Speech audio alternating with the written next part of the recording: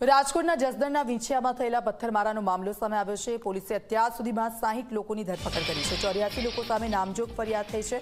Jasdan police સ્ટેશનના PI Tapan જાનીએ ફરિયાદ કરી છે। 58 લોકોના કોર્ટમાં રજૂ કરીને જેલ હવાલે કર્યા છે। મુખ્ય બે આરોપી મુકેશ રાજપરા અને નવનીત સોલંકીને આજે કોર્ટમાં રજૂ કર્યા છે। ઘટના બાદ વિંછિયાના બજારો આજે બંધ જોવા મળી। પોલીસ અને એસઆરપી કરી રહી છે વિંછિયામાં પેટ્રોલિંગ। મહત્વનું છે કે વિંછિયાના થોરિયાળી ગામમાં ઘનશ્યામ રાજપરાની હત્યા કરવામાં આવ્યા બાદ સતત આ રોષ પ્રવર્તી રહ્યો છે। આ પહેલા પણ આરોપીઓને પકડવાની માંગ સાથે વિંછિયા બંધ રાખવામાં આવ્યું હતું, ત્યારે પોલીસે હત્યાના 7 આરોપીની ધરપકડ કરીને સોમવારે ઘટનાનું રિકન્સ્ટ્રક્શન કરવામાં આવ્યું હતું। આ સમયે સ્થાનિકોના ટોળાએ માંગ કરી હતી કે આરોપીઓનું સરઘસ કાઢવામાં આવે।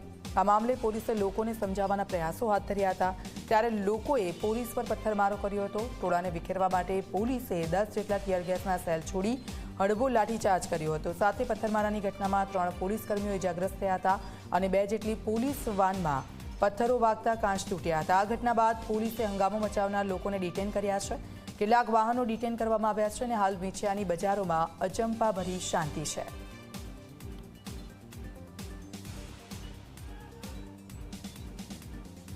આમાં ટોટલ 84 લોકોના 84 જેટલા લોકોના નામજોગ ફરિયાદ દાખલ કરવામાં આવી છે। આમાંથી 60 લોકોની અત્યાર સુધીમાં ધરપકડ કરવામાં આવેલી છે। પોલીસ પોતાનું કામ બહુ સારી રીતે કરી રહી છે। કાલે જે રીતે બહાદુરીપૂર્વક પોલીસે પોતાનું કામ કર્યું છે, કોર્ટમાં આજે પ્રોડ્યુસ કરવામાં આવ્યા છે। 58 લોકોના જેલ વોરંટ ભરી દેવામાં આવ્યું છે અને આ લોકોને ગોંડલ જેલ હવાલે કર્યું છે। જે 2 મેઇન આરોપીઓ છે, મુકેશ રાજપરા અને બીજા નવનીત સોલંકી, આ બંને આમાં મેઇન સૂત્રધાર છે। આ લોકોની રિમાન્ડની કાર્યવાહી આજે સાંજે નામદાર